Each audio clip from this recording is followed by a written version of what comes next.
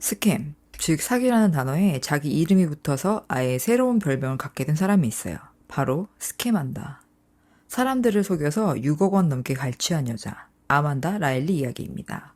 정확히 언제부터 시작됐는지는 불분명하지만 검찰은 모든 게 2012년 10월쯤 시작된 걸로 보고 있어요. 당시 아만다는 사기, 호지킨 림프종 투병기를 기록한다며 림프종은 여시다 먹어라 라는 블로그를 개설했습니다. 2012년 10월은 아만다가 수백 명을 속이는 사기 행각을 공식적으로 시작한 시점일 뿐이에요. 실제 악행은 그보다 훨씬 전부터 아주 깊숙이 뿌리내리고 있었습니다. 이 이야기가 진짜로 시작된 지점부터 짚어볼게요. 이 이야기는 2002년쯤으로 거슬러 올라갑니다. 당시 아만다 매너리는 17살 샌프란시스코 베이 지역에 사는 대학생이었어요. 이 무렵 아만다는 라일리 가족을 처음 만나게 되는데 라일리 가족은 딸 제이미에게 힘이 되어줄 사람을 찾고 있었거든요. 제이미는 8살 때 백혈병 진단을 받았습니다. 흔한 감기 하나로도 목숨이 위험해질 수 있어서 사회와 격리된 채 지내야 했죠. 엄마 알리타와 새아버지 코리에게는 정말 가슴 아픈 일이었어요. 코리 쪽은 조금 다른 이야기일 수도 있지만 그건 나중에 다시 설명할게요. 알리타는 딸에게 조금이라도 평범한 삶을 주고 싶었어요. 그때 알리타의 여동생이 제이미를 기분 좋게 해줄 완벽한 사람이 있다면서 소개한 사람이 바로 아만다였습니다. 동네 체육관에서 알게 된 사이였는데 아만다는 항상 그곳에서 치어리딩과 댄스 연습을 하고 있었대요. 친절하고 활발하고 따뜻한 사람, 아이들이 좋아할 만한 자질을 다 갖춘 사람으로 보였죠. 그렇게 알리타와 코리는 아만다를 가족처럼 맞아들였습니다. 아만다는 제이미에게 치어리딩과 댄스를 가르치며 시간을 보냈고 어느 순간부터는 완전히 가족의 일원이 되어 있었어요. 생후 6개월이던 둘째 딸 제시카까지 포함해서 모두가 그녀를 사랑했고 아이들은 그녀를 멋진 언니라고 부르기 시작했습니다. 겉으로 보기엔 모든 게 완벽했어요. 실제로 나중에 성이 바뀌기 전까지는 라일리라는 성을 써도 이상하지 않을 만큼 가족의 일원이 되었습니다. 하지만 그 행복은 순식간에 무너졌어요. 정확한 시점은 알 수 없지만 아만다가 이 가족의 삶에 들어온 지 2년쯤 됐을 때 코리는 짐을 싸서 아내와 두 딸을 두고 집을 나갔습니다. 알리타가 직장에 나가 있는 동안 상의 한마디도 없이 이삿짐 트럭을 불러서 결혼 생활을 끝내겠다고 선언한 거예요. 딸 제이미가 엄마에게 전화해서 상황을 알렸다고 하니까 그때 그 충격이 어땠을지 짐작도 안 갑니다. 그런데 돌이켜보면 제이미는 그렇게까지 놀라지 않았을 수도 있어요. 제이미가 나중에 아만다 사건을 전문적으로 다룬 팟캐스트 스캠한다와의 인터뷰에서 새아버지와 함께 살면서 느꼈던 서글픈 현실을 털어놨습니다. 코리가 자신의 친딸인 제시카만 편애한다는 게 너무 눈에 보였다는 거예요. 제시카는 늘 값비싸고 정성스러운 크리스마스 선물을 받았지만 제이미 자신은 아무렇게나 고른 듯한 값싼 선물을 받았다고요. 그것도 그나마 감사하게 여겼다고 하니 마음이 정말 아픕니다. 물론 어떤 가정에서든 아이들은 동등하게 대우받아야 마땅하죠. 부모에게 덜 사랑받는다고 느끼는 건 아이에게 정말 힘든 일이에요. 이게 단순히 선물 문제만도 아니었어요. 기본적인 생활에서도 차별이 있었습니다. 예를 들면 코리는 제시카의 식사를 챙겨주면서도 백혈병을 앓던 제이미에게는 정작 밥을 챙겨주지 않은 적도 있었다고 합니다. 이런 일들이 쌓이다 보니 제이미 입장에서는 코리가 갑자기 떠나는 것도 그렇게 놀라운 일은 아니었던 거죠. 평소 성격 그대로였으니까요. 하지만 아내 알리타는 완전히 충격을 받았습니다. 그리고 그녀가 친딸처럼 키웠던 10대 소녀 아만다가 전 남편인 코리와 결혼한다는 사실을 알았을 때는 그보다 더 큰 충격을 받았죠. 당시 20대 초반이었던 아만다가 30대 중반에 코리와 결혼한 겁니다. 정확히 언제부터 관계가 시작됐는지는 불분명하지만 이 상황 자체는 너무 이상하죠. 알리타는 너무 고통스러웠지만 딸 제시카를 생각해서 최대한 평소처럼 지내려고 애썼습니다. 코리와 아만다에게도 최대한 예의를 지키려고 했고 한때는 아만다와 꽤 가깝게 지내기도 했어요. 아만다에게 코리 흉을 보기도 하고 둘이 농담을 주고받으면서 웃기도 했다니까 지금 보면 참 기묘한 관계죠. 그래도 어떻게든 정상적인 관계를 유지해보려고 애쓴 거예요. 하지만 어느 날 우편함을 확인한 알리타는 모든 게 무너지는 걸 느꼈습니다. 코리와 아만다가 딸 제시카의 완전한 양육권을 가져가겠다는 서류를 제출한 거예요. 처음엔 아만다가 자기 편일 거라고 믿었지만 전화로 얘기해보니 아만다도 코리의 양육권 요구를 지지하고 있다는 게 분명해졌습니다. 그 순간 두 사람 사이에 어렵게 쌓아온 우정은 완전히 끝나버렸어요. 그날 이후로 양육권 분쟁이 시작됐고 이 분쟁은 오랫동안 계속됩니다. 코리와 아만다는 제시카의 양육권을 차지하기 위해서 수단과 방법을 가리지 않았어요. 알리타의 인생과 명성을 망가뜨리는 것조차 서슴지 않았죠. 이 분쟁 얘기는 이야기 중간중간에 계속 들려드릴게요. 시간을 2012년으로 넘겨볼게요. 아만다는 코리와의 사이에서 아들을 낳았습니다. 그리고 아들이 태어난 직후 호지킨 림프종을 진단받았다고 발표했어요. 이 소식과 함께 아만다는 블로그를 시작합니다. 마침 블로그가 한참 유행하던 시절이었죠. 그렇게 림프종은 엿이나 먹어라 라는 블로그가 문을 열었습니다. 첫 글 제목은 나의 이야기, 우리의 여정이었어요. 이 블로그는 친구와 가족들에게 근황을 알리는 공간이자 같은 병으로 고생하는 다른 사람들에게도 도움이 되는 공간이길 바란다고 했습니다. 첫 글에서 아만다는 첫 아이를 출산한 직후 진단을 받게 된 과정을 공유했어요. 혈소판 수치 검사에서 이상이 발견됐고 결국 호지킨 림프종 진단을 받았다는 거였죠. 임신 때문에 증상이 가려져 있었다는 얘기도 함께 했어요. 사람들의 관심을 끌려는 의도였다면 확실히 성공했습니다. 정말 많은 사람들이 찾아왔거든요. 이 진단 소식은 양육권 분쟁에도 큰 영향을 미쳤습니다. 아만다의 암 소식이 전해지자 그녀에게 화가 날 이유가 충분했던 알리타조차 동정심을 느끼게 됐어요. 알리타 자신도 딸이 백혈병으로 고생하는 걸 지켜봤으니까 그게 얼마나 힘든 일인지 누구보다 잘 알았거든요. 게다가 아만다는 얼마 전 아들을 낳았잖아요. 그 아이가 부모를 잃을지도 모른다는 생각에 마음이 아팠던 거죠. 그런데 동정심을 느끼면서도 도무지 이해가 안 갔습니다. 항암 치료 때문에 병원에서 보낼 시간이 많을 텐데 왜 여전히 딸의 완전한 양육권을 가지려 하는 걸까 하는 거였죠. 물론 진짜 암 환자였다면 이해할 수 없는 일이었겠지만 사실 아만다는 암에 걸리지 않았습니다. 이 양육권 계략은 이 사건 전체에서 가장 혼란스럽고 불필요했던 행동 중 하나였을 뿐이에요. 아만다와 코리가 아이를 이런 상황에 끌어들인 건 도무지 용납하기 어려운 일이에요.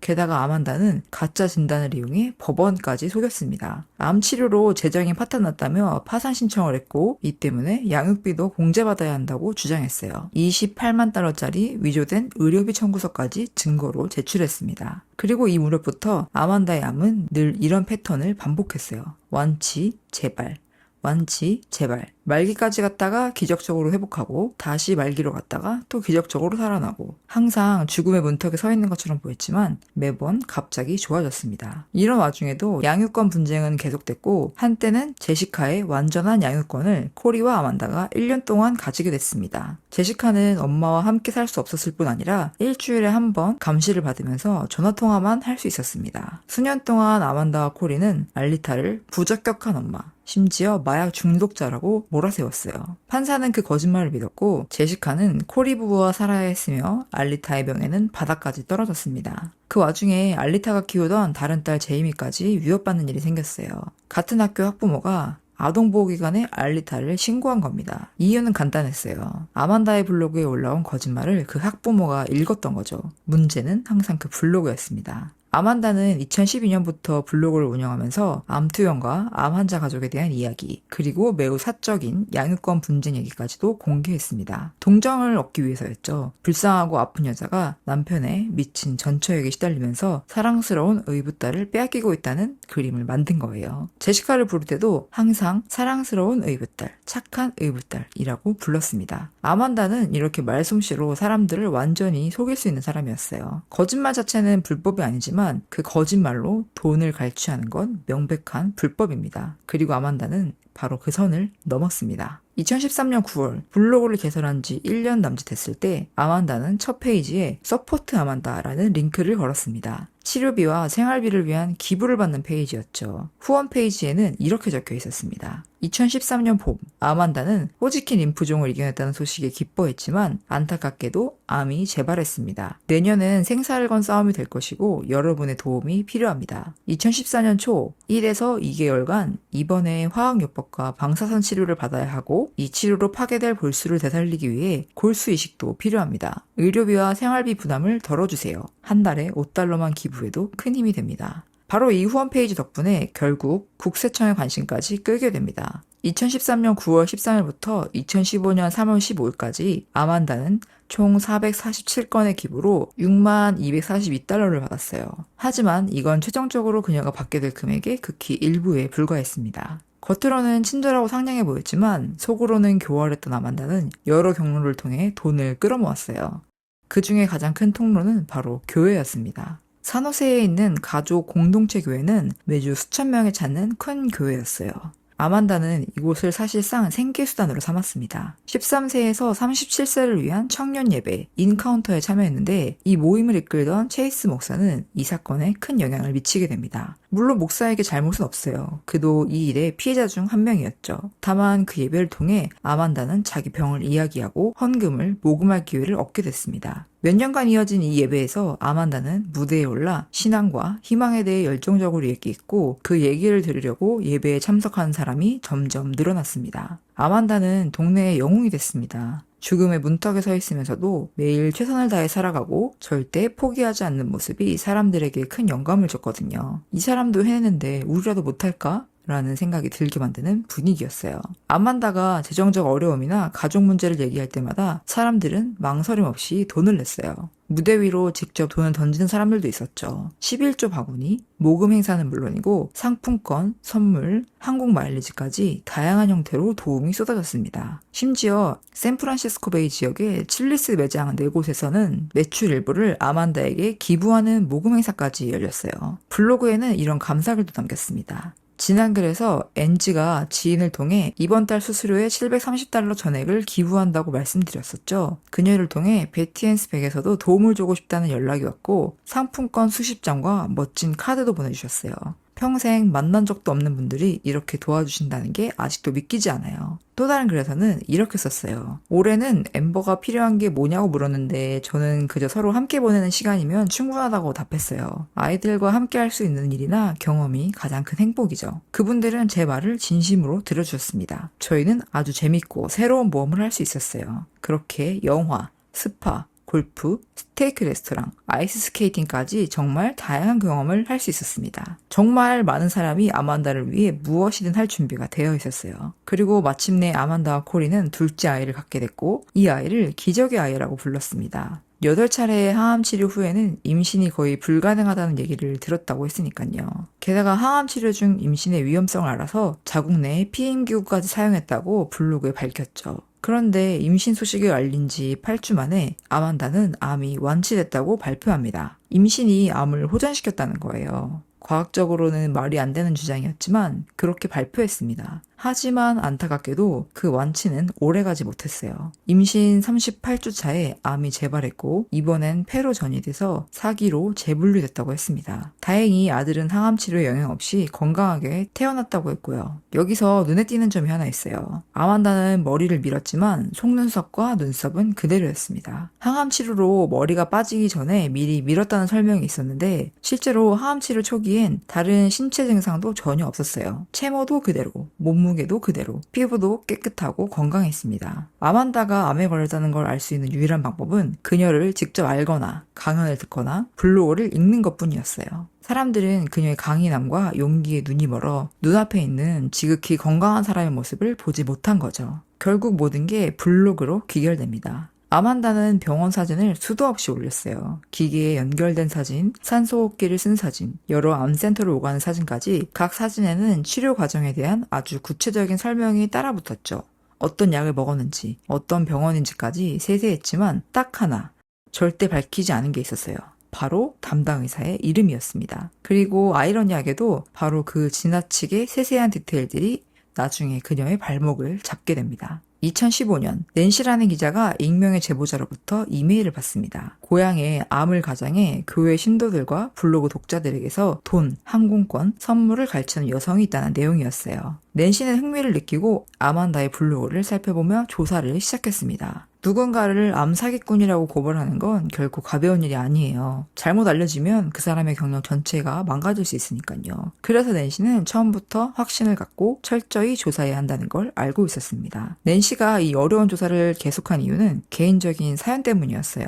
그녀의 여동생이 암 투병 끝에 세상을 떠났거든요. 그래서 누군가 암에 걸린 척하면서 거짓말을 하고 그걸로 이득까지 취한다는 사실이 위험을 감수할 만큼 중요하게 느껴졌습니다. 블로그는 이미 3년치 기록이 쌓여 있었기 때문에 낸시는 그 글과 사진, 자료들을 하나하나 분석하기 시작했어요. 시간이 오래 걸렸지만 암 환자를 돌본 경험이 있는 친구에게도 도움을 요청해 함께 살펴봤습니다. 결과는 명확했어요. 100% 사기였습니다. 우선 아만다는 의사들이 절대 함께 처방하지 않을 약들을 동시에 복용하고 있다고 주장했고 존재하지도 않는 임상시험에 참여하고 있다고 했어요. 이건 시작에 불과했습니다. 낸시는 블로그를 넘어 아만다의 과거까지 파고들었고 그 과정에서 아직 진행 중이던 양육권 소송을 발견했어요. 그래서 알리타에게 연락하기로 했습니다. 이때 낸시는 알리타와 아만다가 여전히 친구일 수도 있다고 생각해서 아주 조심스럽게 접근했어요. 하지만 알고 보니 둘은 이미 완전히 갈라선 상태였고 알리타는 아만다와 코리에 대해 할 말이 정말 많았습니다. 이후 몇 주, 몇 달, 몇 년에 걸쳐 낸시는 아만다의 투병 기록을 하나하나 사실 확인했어요. 그러다가 충격적인 사실을 하나 알아냅니다. 아만다가 블로그를 시작하기 2년 전 2010년에도 친구 부부에게 자신이 사기암에 걸려 6개월밖에 못 산다고 거짓말을 했던 적이 있었던 거예요. 그런데 어느 날 그 친구 집에서 함께 수영을 하던 중에 아만다의 귀 뒤에 붙은 작은 반창고를 발견했습니다. 물어보니까 오늘 아침에 뇌에서 체액을 뺐다고 답했는데 그러고도 아무렇지 않게 물속에 머리를 담그고 있었대요. 친구가 이상해서 종양학과에서 일하는 다른 지인에게 물어봤더니 뇌에서 체액을 뺀 사람이 수영을 한다는 건 있을 수 없는 일이라는 답변이 돌아왔습니다. 그리고 2012년 아만다가 임신 소식을 전했을 때 그 친구는 거짓말에 지쳐 이렇게 말했다고 해요. 난 네가 죽어가는 줄 알았어. 아만다의 대답은 한결같았습니다. 임신이 병을 호전시키고 있어.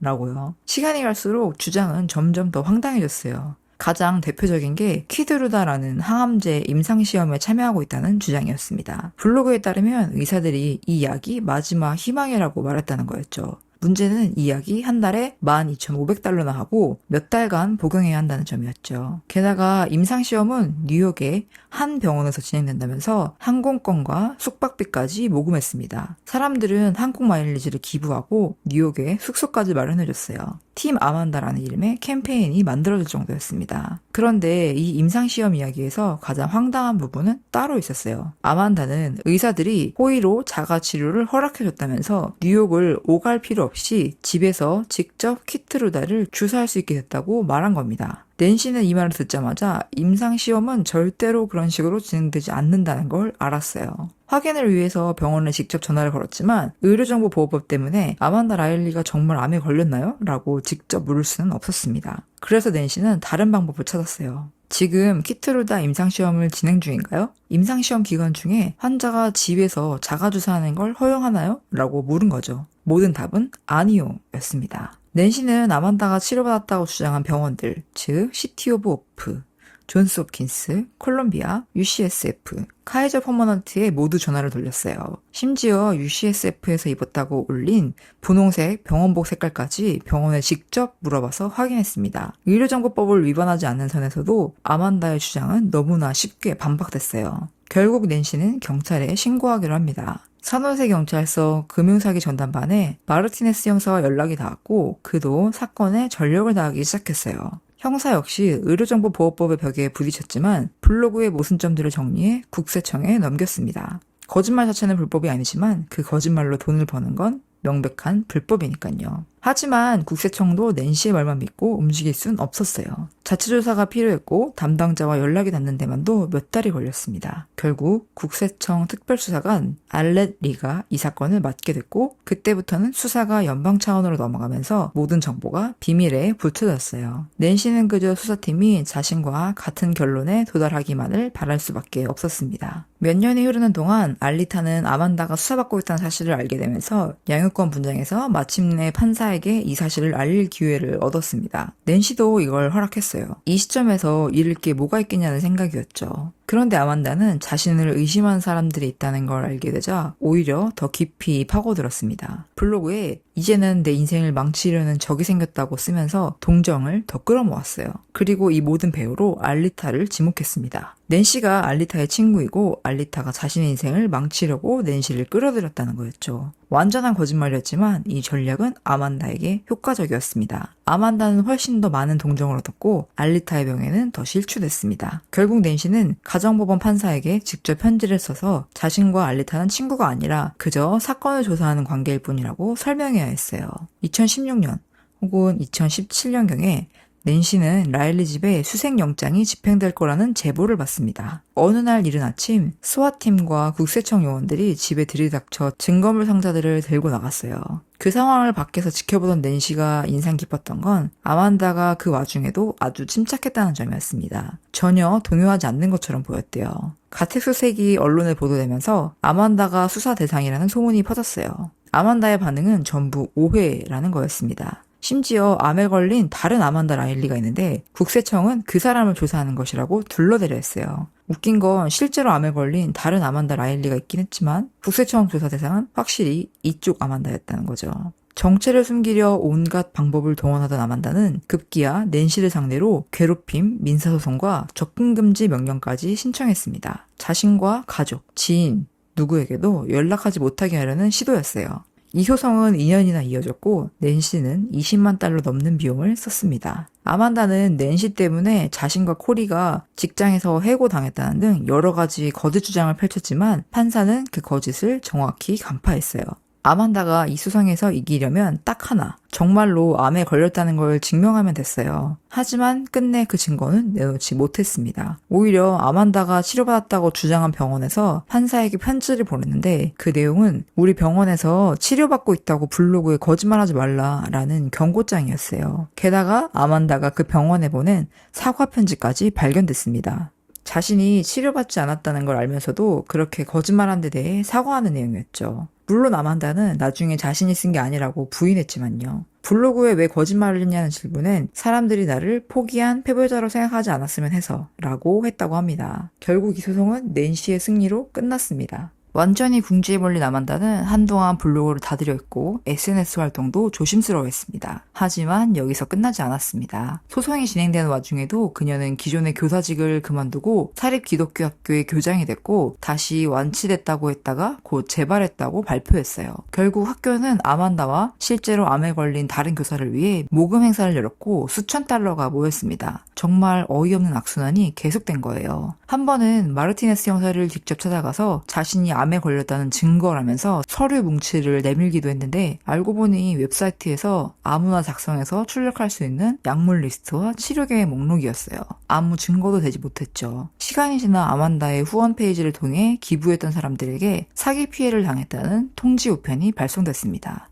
사람들은 혼란스러워하면서 아만다에게 연락했지만 그녀는 여전히 솔직하게 대답하지 않았어요. 이 모든 게 알리타가 자신을 파멸시키려는 계획의 일부라고 했고 국세청 조사에 대해선 기부금에 세금을 내야 하는지 몰랐을 뿐이라고 둘러댔습니다. 어떤 친구는 여전히 아만다를 믿었고 병원 기계에 연결된 상태로 페이스타임까지 걸어와서 나 정말 아파, 정말 암에 걸렸어 라고 말하는 통에 넘어가기도 했어요. 문제는 국세청 통지 편지는 돈을 직접 송금한 피해자에게만 발송됐다는 점이에요. 현금이나 상품권, 항공 마일리지, 식사, 선물처럼 다른 형태로 도와준 사람들은 법적으로 피해자로 분류되지 않았습니다. 그래서 형사고소장에는 349명이 기부한 총액 10만 5,513달러만 명시됐지만 실제 피해 규모는 훨씬 컸어요. 낸시와 동료 기자가 현금과 선물까지 다 계산해 보려고 했지만 8만 달러쯤에서 포기했다고 합니다. 종합해보면 아만다는 약 400명을 속여서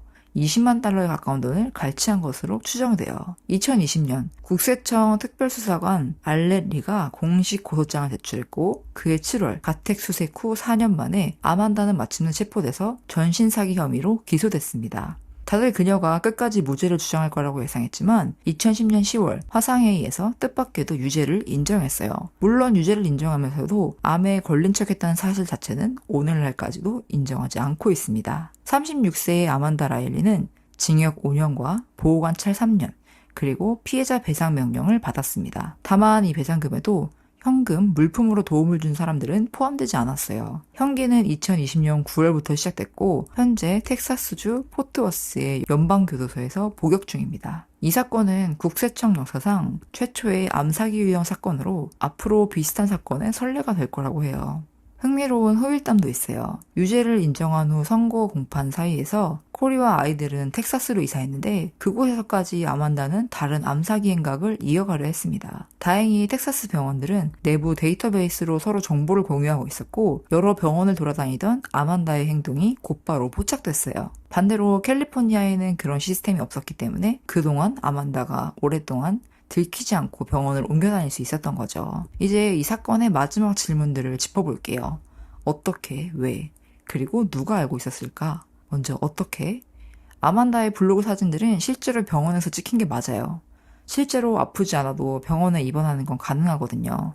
예를 들어서 탈수 증상만으로도 입원할 수 있고 굳이 암 여부를 언급할 필요도 없었죠. 입원한 뒤에는 여러 장소, 여러 각도로 사진을 찍어서 실제보다 훨씬 오래 있었던 것처럼 보이게 만들 수도 있었고요. 심지어 실제 암 환자들을 지원하는 모임에 찾아가서 동정심을 얻기도 합니다. 산소통 같은 의료 장비도 질병 증명서 없이 온라인에서 구매할 수 있는 게 많았고요.